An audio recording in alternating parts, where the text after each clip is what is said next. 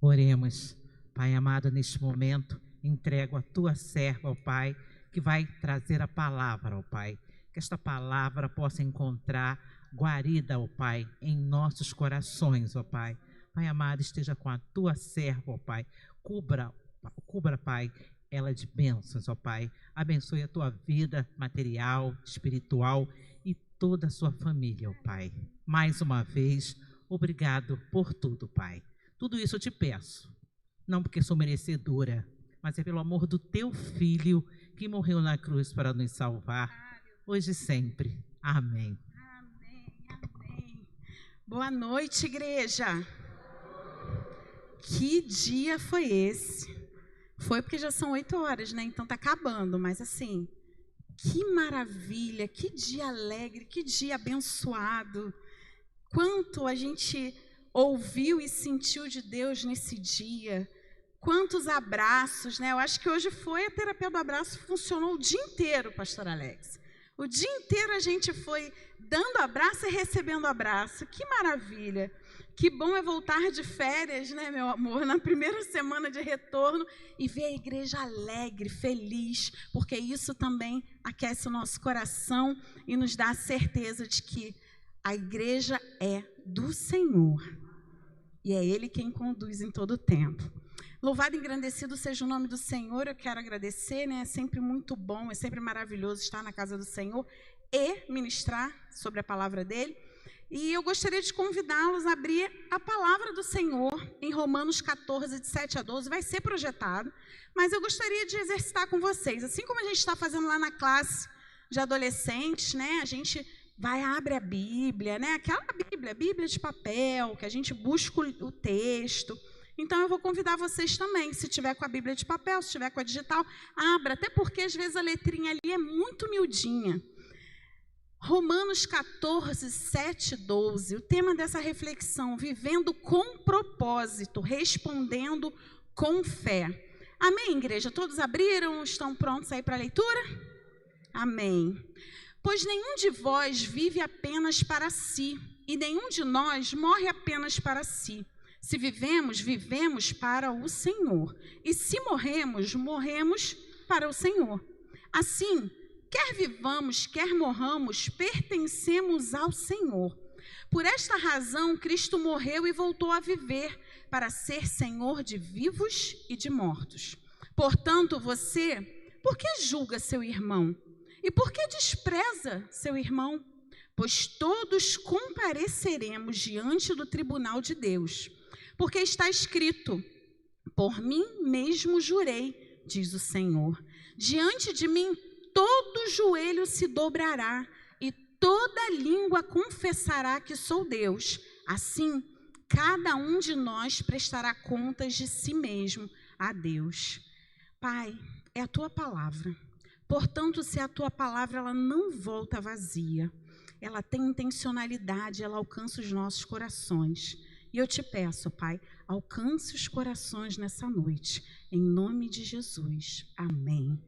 Nós somos chamados à maturidade espiritual numa geração, muito obrigada, irmão Alex, em uma geração que muitas vezes terceiriza a responsabilidade.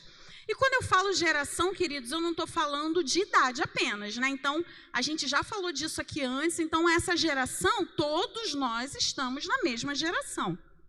Essa geração, ou seja, nós temos a tendência de culpar o outro, seja o sistema, seja a família, seja o nosso passado.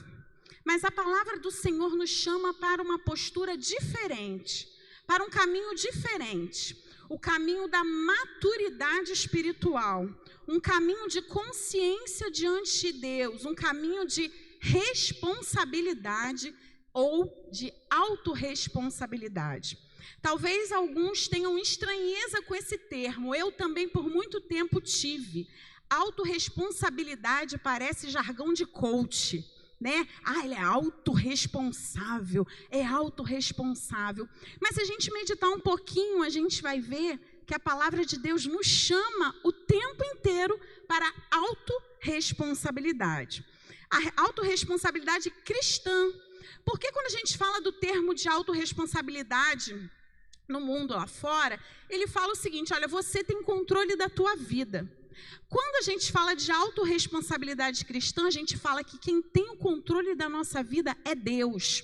Mas nós nos responsabilizamos a escolher entregar o controle na mão dele. Entende a diferença, igreja? Amém? É importante entender a diferença desse conceito, porque se a gente compreender um conceito lá fora, vai contra aquilo que a gente acredita e crê na palavra do Senhor.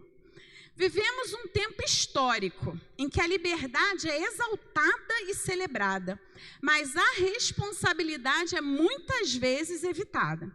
Eu posso tudo, eu que tenho o domínio da minha vida, do meu corpo, mas eu não tenho compromisso com ninguém e nem com nada. A fé cristã, no entanto, nos convida a um equilíbrio, ser livres em Cristo, mas consciente que as nossas escolhas têm peso eterno. O ministro só sabia o título e o texto bíblico, mas ele já começou a pregação aqui na hora que começou, se vocês estavam atentos. Ele falou exatamente isso, peso, né? E que peso é esse? De responsabilidade. Porque a liberdade exige maturidade. Eu não sei quantos aqui lembram da adolescência, da infância. Os nossos pais vão nos dando liberdade aos poucos. Por quê? Porque a nossa maturidade ela vai sendo desenvolvida aos poucos. Você não se torna, né, um adolescente, toma a chave do carro, a chave de casa, você chega a hora que você quer, pelo menos em famílias funcionais. Existem famílias disfuncionais que as crianças se mandam. Os adolescentes são o que eles quiserem ser, fazem o que eles tiverem, mas, queridos, eu estou chamando aqui a responsabilidade e a orientação para famílias funcionais, que entendem que o adolescente está em formação e que a criança tem um tempo de maturação, um tempo para alcançar maturidade. O apóstolo Paulo, ao escrever esse texto aos cristãos de Roma, trata de conflitos sobre questões secundárias. E eu fico pensando, gente, isso não acaba, né? Ano após ano, década após década, o povo continua cometendo os mesmos erros. E quando eu falo povo, eu estou falando de mim.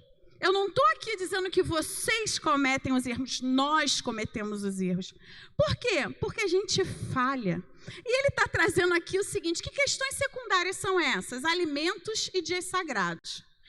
Aí eu quero reclamar que um quer comer salada e o outro quer comer... Meu marido fez uma piada, é muito engraçado que tudo ao longo do dia vai costurando, porque a gente, né, que Deus ministrou. Na hora do almoço, meu marido falou de quê? Do carré do almoço, não foi? Então, aqui tinha uma briga sobre comida. Ah, mas ele come isso, mas não pode comer carne de porco? Eu posso, ele não pode? Não, isso aí é um absurdo, né? Ah, também tinha nos dias sagrados, mas ele não respeita esse dia, eu respeito então esse irmão. Gente, isso é coisa secundária. Isso era secundário e continua sendo secundário. Na realidade, o apóstolo Paulo, ele aponta para uma verdade essencial. Independente da comida que você escolhe, independente do dia que você celebra, cada um de nós é responsável por sua própria vida diante de Deus. Isso significa que você não precisa de ninguém seguindo você para falar, olha, você está seguindo, você está fazendo errado. Não, sabe por quê? Porque a palavra do Senhor nos orienta. É a palavra do Senhor que nos dá o parâmetro para seguir. E o apóstolo estava lá falando. Ele estava ensinando sobre como lidar com as diferenças entre irmãos na fé. Gente, eu falei, Deus ele é divertido também, gente. Está pensando o quê? Ele gosta de fazer umas coisas interessantes. Eu falei assim, depois de uma assembleia, ele me dá uma mensagem dessa para pregar. Eu falei, Deus, que a assembleia seja uma tranquilidade. Uma bênção, a melhor assembleia. Eu pedi ao Senhor a melhor assembleia da vida. Queridos, eu vivi a melhor assembleia que eu já tinha vivido na minha vida hoje. Eu pedi ao Senhor, eu falei, Senhor, porque o Senhor me dá uma mensagem dessa. Se a assembleia não for assim, o que parece? Né? Eu tô jogando indireta. Mas não, gente, isso aqui já estava escrito, Deus já tinha me dado. Não foi hoje que eu escrevi. Então eu falei assim, Senhor, então vamos fazer um acordo? Que a paz impere na hora da assembleia, independente das decisões, independente se eu concordo ou se eu não concordo, que a paz seja notória. Eu não sei quem sentiu isso daqui na hora da assembleia, eu sei que eu senti. Paulo estava ensinando sobre como lidar com as diferenças. Alguns comiam alguns alimentos, outros não, mas ele não entrou nessa disputa. Ele nos lembrou que o Senhor é o juiz de todos, como o verso 10 fala. Família de Deus, porque é assim que eu vejo cada um de vocês, parte da minha família. Liberdade cristã não é licença para julgar nem para viver de qualquer maneira. É um chamado para a responsabilidade. Um chamado para viver com consciência, temor e amor diante de Deus e diante dos homens.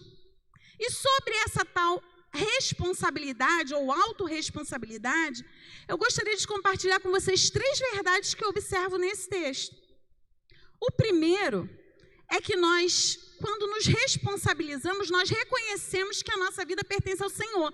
Lembra lá no início que eu falei, essa é a grande diferença entre a autorresponsabilidade que o mundo fala e a autorresponsabilidade que a Bíblia nos chama a viver.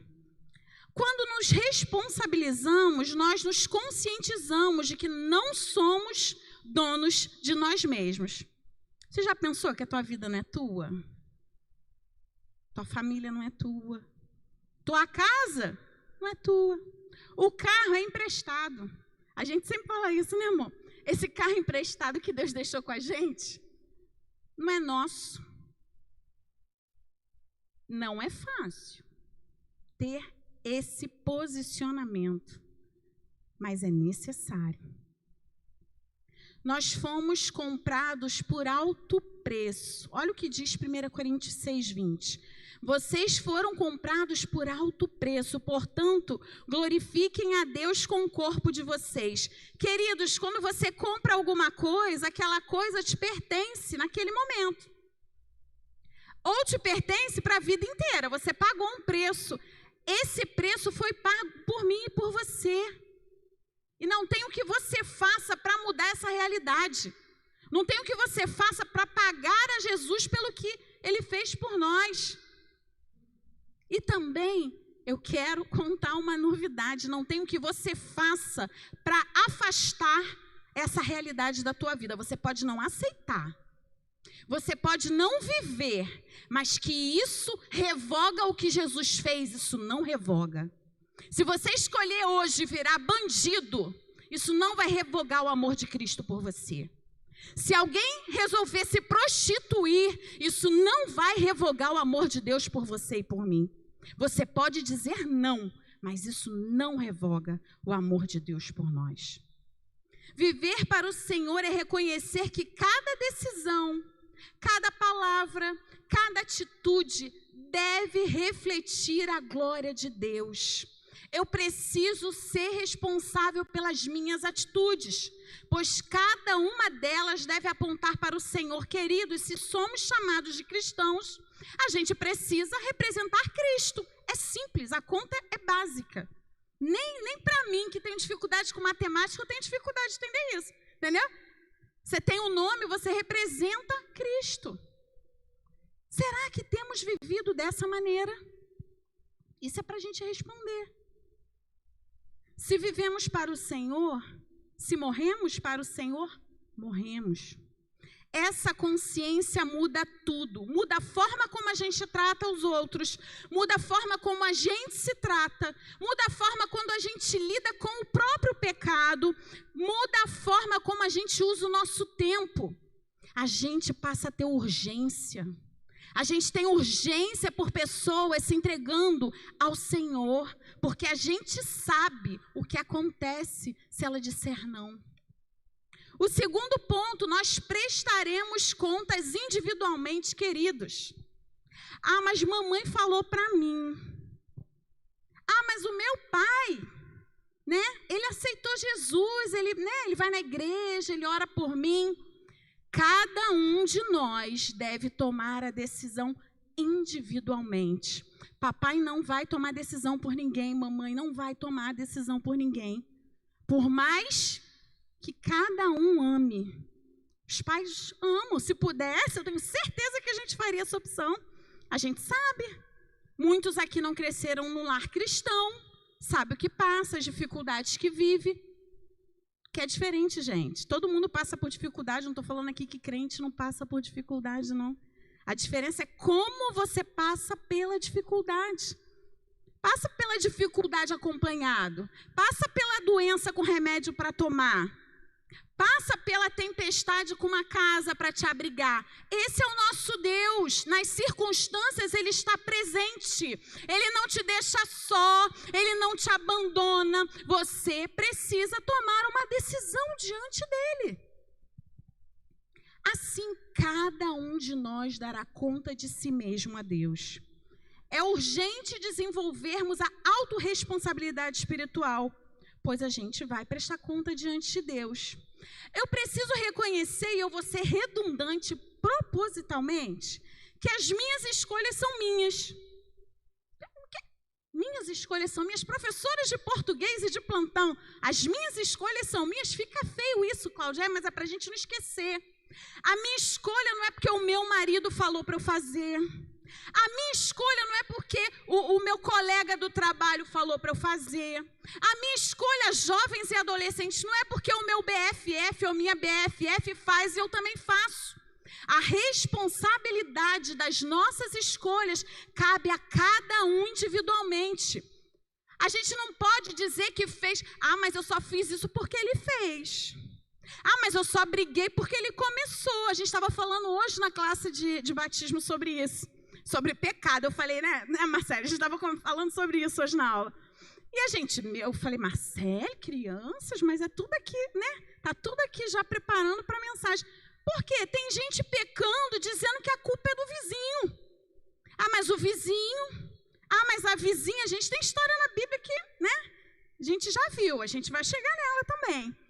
Não é o vizinho não, querido, não é meu esposo, não é minha esposa que é culpada, não. Se responsabilize por suas escolhas. Sabe por quê? As nossas escolhas têm consequências. Tem consequências. Então, as minhas escolhas são minhas. Eu não posso culpar o outro, o ambiente, o passado, a família. Minha fé é pessoal, ela não é herdada, não é terceirizada, não é automática. Sabe por que não é automática? Senhor, eu reconheço a Ti como o meu único e suficiente Salvador. Pronto. Acabou. Não busque intimidade com o Senhor para você ver se a tua fé vai fazendo assim, ó. Sabe por quê? O copo, ele não vai brotar água sozinho. A fonte, ela esgota se ela não for o próprio Deus. Fonte inesgotável é o Senhor, não sou eu, não é você. Então, a gente precisa como? Mergulhar na palavra. A minha vida, então lembra, reconhecer, nós precisamos reconhecer que a minha vida é um testemunho. E eu sou responsável por aquilo que a minha vida comunica. Queridos, o que a nossa rede social está comunicando? O que a nossa vida está comunicando? O que o testemunho no trabalho está comunicando? O que a nossa vida na família está comunicando? Eu sou a única cristã, eu sou o único crente, eu sou... querido, mas o que você tem testemunhado na tua família? Será que eles parecem mais cristãos do que você? Ou que eu? Adão culpou Eva, todo mundo conhece essa história. Eva culpou a serpente. Mas cada um recebeu sua consequência. Teve consequência para cada um, né? E eu reclamo de Eva, olha, chegar no céu. Eva, eu não sei de mais ninguém não, mas eu vou falar, minha filha, era só obedecer. Olha a consequência as mulheres sabem. É só obedecer. Mas a gente faz isso assim como eles fizeram. A gente joga a culpa para o outro, a responsabilidade para o outro. Queridos irmãos e irmãs, diante de Deus não haverá desculpa. Cada um de nós vai prestar contas a Ele. E nós não poderemos apontar para o outro. Diante de Deus a gente não vai poder acusar ninguém. Mas é porque ela, porque ele, porque o vizinho, porque o irmão. porque o líder, querido, em nome de Jesus, escuta, preste atenção. Se você tem sofrido porque foi tratado de uma maneira que não te deixou feliz em alguma igreja, em algum lugar, por algum cristão, em nome de Jesus, Deus te chamou hoje para quebrar isso na tua vida. Isso não vai ser mais desculpa para você sair dos caminhos do Senhor. Essa noite isso daí vai ser quebrado. Muita gente tem caminhado para uma escolha errada porque tem usado essa desculpa. E eu estou falando de maturidade. Eu não posso, mas o líder me tratou assim. Eu também fui maltratada, queridos, eu já falei isso para vocês. Eu tenho certeza que todo mundo tem um caso aqui para contar, mas porque a irmã me maltratou, porque o irmão me tratou assim. Isso não pode ser desculpa para nos afastar dos pés do Senhor. É nos pés do Senhor que a gente precisa estar. Em nome de Jesus. A gente não pode continuar culpabilizando o outro por nossas decisões. Deus nos julgará com justiça, mas também com verdade. Essa verdade nos chama a vigilância. Como é que anda a minha vida diante do Senhor e diante da sociedade? Isso é para a gente pensar. O terceiro ponto, nós não somos juízes uns dos outros. Verso 10. Por que julgas teu irmão? A autorresponsabilidade nos liberta da comparação e do julgamento. O nosso foco deve ser em viver em integridade, não de fiscalizar a fé alheia. Cláudia, eu faço, mas o meu irmão não faz. Eu venho, mas a minha irmã não vem. Para com isso, irmão. Em nome de Jesus, Deus tem chamado a gente para o crescimento. O irmão não faz, ele vai ter a conversinha dele com Deus. Você com ele. A sua responsabilidade, a minha responsabilidade, isso daí é individual. Eu não vou ficar lá fiscalizando a rede social. Deixa eu ver. A irmã faltou o culto e está não sei aonde. Pasmem, isso acontece. Isso acontece. Aqui, Cláudia, isso aqui nunca chegou para mim aqui.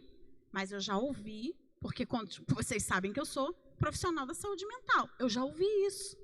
Porque eu vi que a pessoa estava não sei onde. A foto não era nem do dia. Queridos, para de perder tempo com isso. Em nome de Jesus.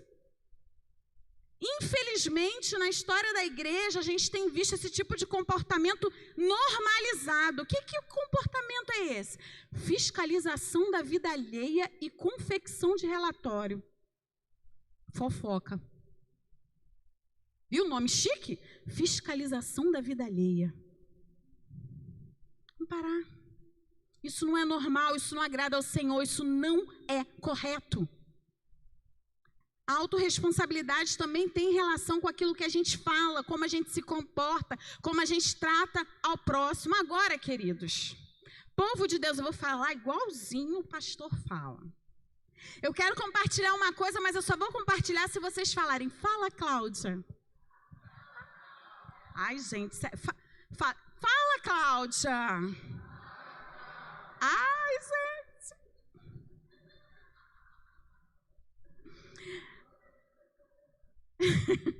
É porque ele fez aniversário, eu tinha que fazer piada com ele também, gente. Eu vou compartilhar com vocês uma coisa do fundo do meu coração. Eu estou muito cansada de duas coisas que eu vejo nos arraiais cristãos. A primeira coisa, como eu já compartilhei, é a fofoca. E a segunda é a falta de cuidado na maneira de tratar o irmão. Eu já cheguei em locais em que os irmãos estavam brigando. Isso não pode ser normalizado, queridos. Isso não pode ser normalizado. Eu tive que orar. Eu, visitante, chegando num lugar, a pessoa brigando. Isso não está normal. O que a gente tem feito? Está todo mundo achando normal isso? Isso é normal? Devemos tratar o nosso irmão, a nossa irmã com respeito. Eu não tenho essa responsabilidade revogada porque ele ou ela merecem ser tratados. Pronto, é sobre isso. Mas o meu irmão merece. Meu marido, eu vou falar agora de casal, né? Porque o meu marido merece ser tratado dessa forma. Querido, isso não revoga a sua responsabilidade de tratar bem. Você tem que tratar bem. Mas tudo bem, você pode até não sentar à mesa com seu irmão, tá? Você pode ter um tempo para ser tratado, pedir a Deus para tratar teu coração, mas que você precisa ser respeitoso e respeitosa, isso eu não abro mão. A palavra de Deus nos mostra isso. Imagina se Jesus fosse reagir a todo mundo, já percebeu? Vamos olhar para Cristo, vamos olhar para o testemunho dele, na palavra dele. Ele reagindo a todo mundo que via acusá-lo, né? Apontar o dedo. Ele não. Pelo contrário, ele falava para os discípulos, menos, vocês não sabem, se eu quisesse, eu acabava com todo mundo, e rápido. Guarda essa espada, bobinho. A gente quer lutar com o irmão como se a gente estivesse numa guerra. E sabe o que acontece? Enquanto a gente está guerreando entre si, o inferno está levando mais gente. Enquanto a gente está brigando com o outro por causa de bobeira, tem gente saindo, indo direto sem escala. Nós não fomos chamados para contenda, meus queridos. Nós fomos chamados para a paz entre os irmãos, caminharmos juntos apesar das diferenças. Deus se alegra com isso. E eu não estou falando aqui que todo mundo tem que pensar igual, longe disso. Eu sempre dou testemunho sobre a nossa vida. Eu e o pastor Alex somos as pessoas que mais pensam sobre estratégias de maneira diferente. Ele pensa assim, vamos pular de paraquedas, vamos pegar o barco. Eu falo assim, mas vamos andando por aqui. Porque a criatividade dele é uma e a minha lógica é, vamos andando reto, a gente vai chegar lá. E a gente vai fazer 25 anos de casado. Se fosse por incompatibilidade, a gente não estava mais junto. Porque a gente pensa diferente. A igreja também, isso gera crescimento, mas isso não pode ser desculpa. Queridos, o respeito deve ser uma realidade no nosso meio para glorificar o Senhor. Jesus nos ensinou que a gente deve tirar primeiro a trave do nosso olho. Não é à toa que isso está na Bíblia, em Mateus. Algumas aplicações práticas para viver com responsabilidade diante de Deus, diante de você mesmo e diante dos homens. Na vida pessoal, examine-se com sinceridade. Vou falar igual os meus adolescentes, fala real. Não fica de mimimi, de historinha, não. Fala real. Sabe? Pô, dou mole nisso, eu me atraso, eu sou enrolada, eu não consigo me organizar, eu sou bagunceira. Todas as opções anteriores. Mas seja sincero.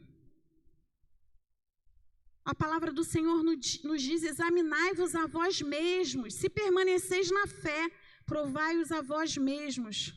Ou não sabeis quanto a vós mesmos que Jesus Cristo está em vós, se não é que já estáis reprovados. Assuma seus erros e busque arrependimento, não tem vergonha nenhuma em assumir o erro. Para de ficar mentindo, enrolando, não assume o erro. Eu fui uma pessoa que lá em casa, para eu assumir o erro com meu marido, meu filho, eu dava a volta ao mundo, fazia uma Eurotrip, ia nos Estados Unidos. Quando o mundo acabava, eu falava assim, desculpa amor, eu errei. Ele, minha filha, mas há 3 dias atrás você já podia ter falado isso, a gente já está tudo bem.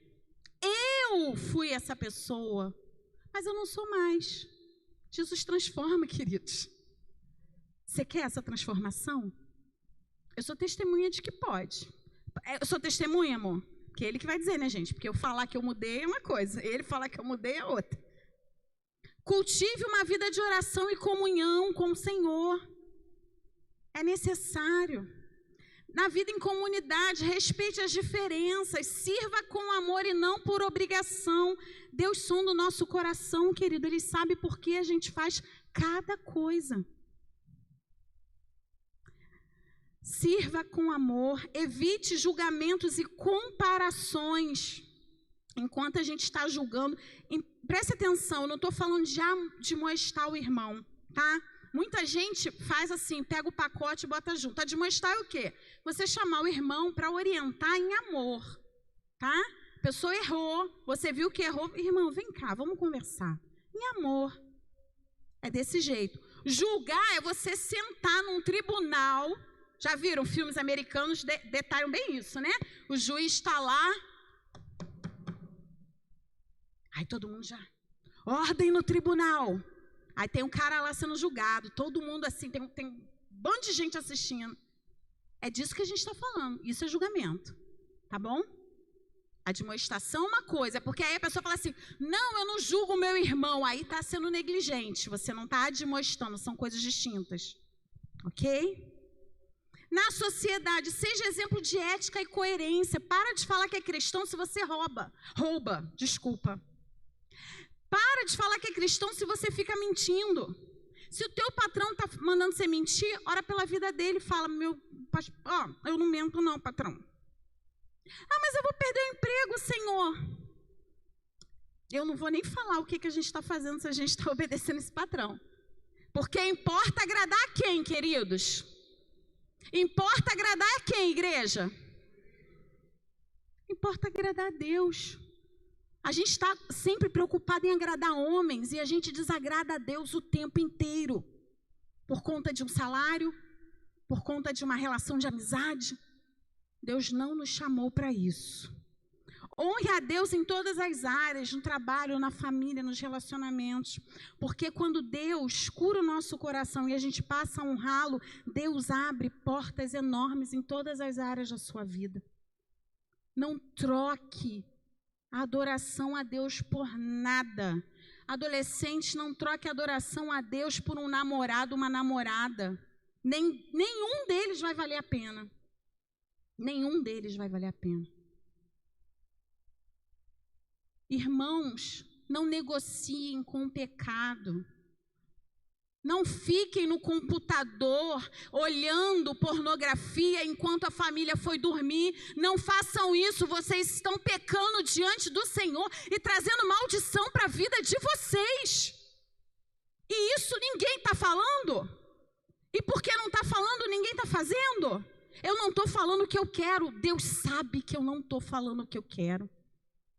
Eu estou falando o que Ele mandou falar. Tem muita gente se perdendo porque está fazendo uso da internet para satisfazer os próprios desejos carnais. Não façam isso. Honre a Deus. Lembre-se, nós somos sal da terra e luz do mundo. Assim, cada um de nós dará conta de si mesmo. Essa é uma verdade que deve nos despertar. Não despertar para o medo, mas para a responsabilidade. Deus não nos chama para uma perfeição humana, mas para a sinceridade, para a santidade, para a maturidade. A gente vê Davi como um exemplo. Davi era rei, ungido por Deus, homem segundo o coração do Senhor, mas em determinado momento ele se perdeu. Ele comete adultério, coloca o homem para morrer no campo de batalha e vive como se nada tivesse acontecendo. Mas aí aparece o profeta Natan para falar o seguinte: olha, eu tenho uma história para te contar. E essa história a gente já conhece. E quando ele conta essa história, ele conta essa narrativa, ele fala o seguinte: então, querido, eu estou falando de você, rei. Esse homem que fez isso é você. E naquele momento Davi fala o seguinte: olha, eu pequei contra ti, Senhor, somente contra ti. Deus perdoou. Segundo Samuel fala essa frase de Davi. Esse reconhecimento que ele tem, ele assume a culpa, ele se responsabiliza.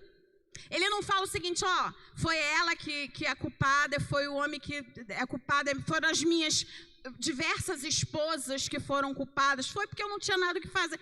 Eu fiz, eu errei. Mas eu quero te lembrar, queridos, que apesar dele ser perdoado, a atitude dele teve uma consequência na vida da família dele. Ele pecou, ele pediu perdão, ele foi perdoado, mas ele teve o filho morto. O filho dele, resultado disso, morreu. A gente precisa saber que as nossas atitudes levam a consequências e o perdão de Deus não nos isenta dessa responsabilidade.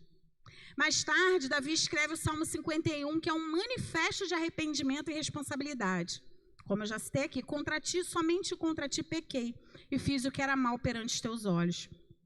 Assim como Davi, cada um de nós prestará contas de si mesmo a Deus. Não importa o nosso título, não importa a nossa posição, não importa a nossa influência, não importa a nossa idade, não importa a nossa condição financeira, não importa o nosso gênero, não importa nada disso. Deus olha o nosso coração, e o coração que se responsabiliza, o coração que se arrepende, o coração que se volta para Ele, encontra a graça do Senhor. E o Senhor tem falado isso. Nessa noite você encontra a graça dele. Se você se arrepender dos seus pecados, se você se arrepender dos seus maus caminhos, e se você olhar para ele e pedir: Senhor, contra ti eu pequei, eu te peço, perdoa-me. Todos nós falhamos, homens e mulheres de Deus, nós falhamos. Pensa agora na irmã mais abençoada da IBCO, não precisa falar o nome, que já vem as 20 pessoas aqui na minha lista, no mínimo. Para começar, essa irmã abençoada, ela erra. Pensa no irmão mais abençoado que você busca, exemplo, ele erra. Mas sabe qual é a diferença entre o servo do Senhor e alguém que não assume a sua responsabilidade? A gente pede perdão ao Senhor e Deus muda a nossa rota. A gente não continua errando a mesma coisa. A gente escolhe melhorar, mudar a nossa vida. A restauração começa na autorresponsabilidade. E que Deus está pronto para nos perdoar quando há arrependimento sincero, nós não temos dúvida. No fim, nós não seremos julgados pelo que os outros fizeram. Querido, você não é a sua família, o que seus professores, o que seus amigos fizeram com você. Tem adultos hoje sofrendo por traumas da infância e continuam presos nisso e justificam a vida e as escolhas por isso. Deus tem nos chamado para a transformação. Gente, eu já fui essa pessoa. Culpava o meu pai. A ausência do meu pai que é a culpa, a ausência do meu pai, porque o meu pai. E Deus falou: oi filha, teu pai sou eu, o seu pai sou eu.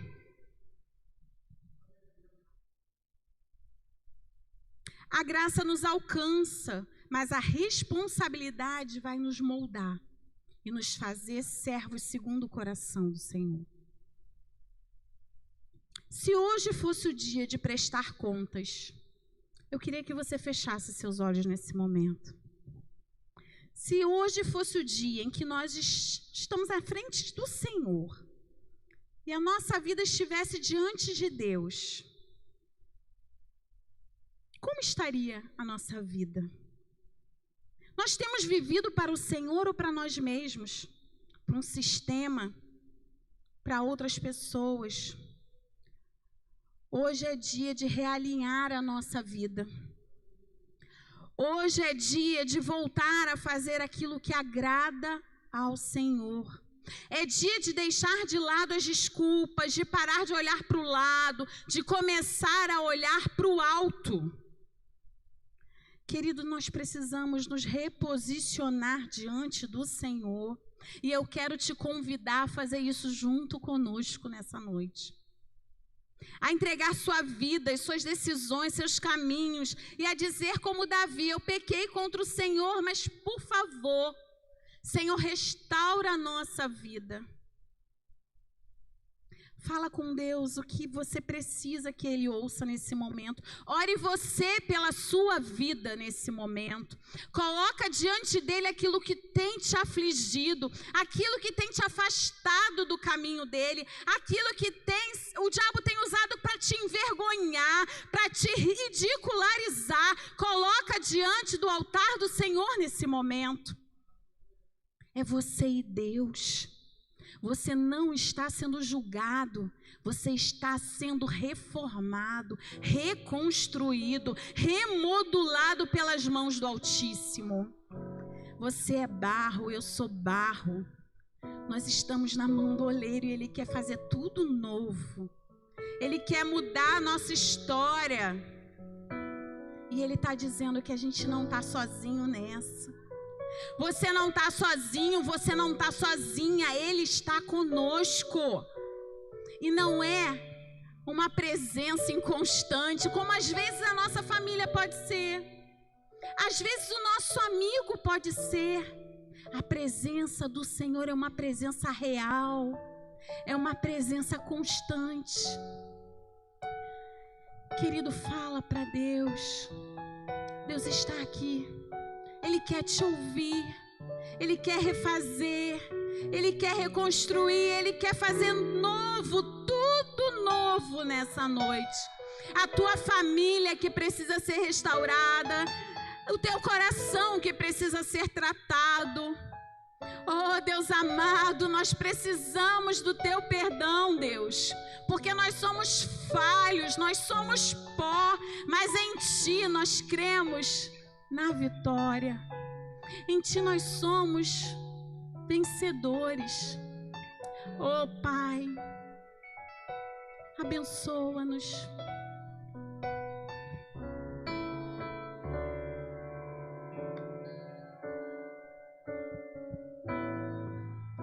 Senhor, estou aqui para te adorar. Em tua presença desejo estar. Se você deseja se colocar de pé nesse momento, faz isso. Reconhece a sua pequenez. Se humilha diante de Deus e não diante dos homens. Nós necessitamos do Senhor, Pai.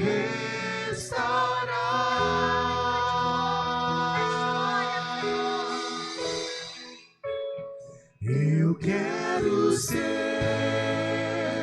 como um jardim fechado, regado e cuidado pelo teu Espírito. Flua em mim como um manancial do meu interior, com águas vivas, restaura o meu ser.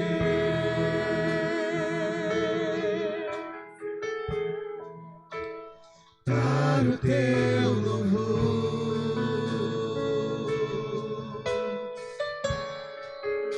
Senhor, estou aqui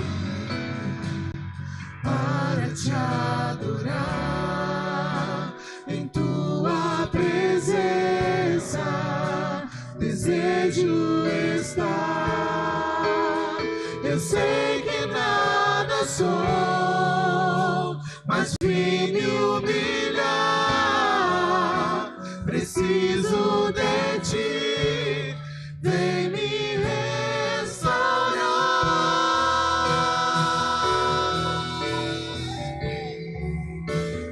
Eu quero ser como um jardim fechado,